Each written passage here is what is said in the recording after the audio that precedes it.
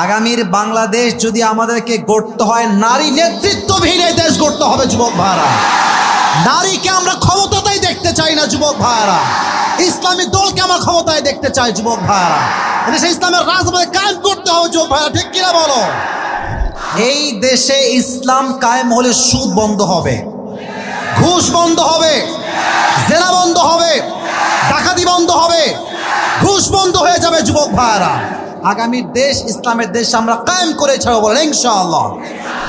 আল্লামা সাইদি হুজুর একটা কথা বারবার বলতেন, বেশি বাড়াবাড়ি কইরো না, 16 কোটি জনগণ গাছে করে একটা এমন আঘাত দিবে মামুর বাড়ি দিল্লি গিয়ে পড়বা। তাই হয়েছে আসলে আমাদের কথা।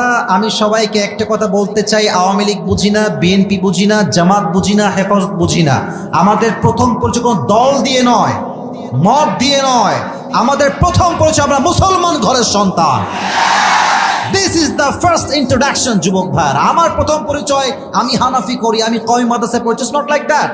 আমার প্রথম পরিচয় আমার রব একজন, নবী একজন, কোরআন আমার একটা। আমার পরিচয় মুসলমান ঘরের সন্তান আমি।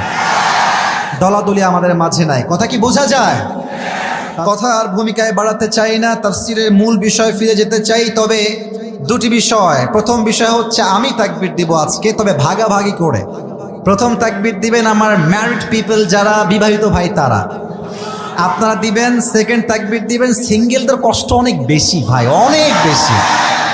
আর এখন চলছে অক্টোবর শেষ, সামনে নভেম্বর, শীতকাল আসছে, কষ্ট আরো বেড়ে গেছে। আব্বাজান অনেকে এদিকে আছেন, খুব গোপন লুকায় আছে আব্বাজানেরা। আব্বাজান সময় থাকতে বিয়ে দিয়ে দেন, ধরা খেলে কিন্তু কোনো লাভ হবে না। ধরা খাওয়ার আগে বিয়ে দেন।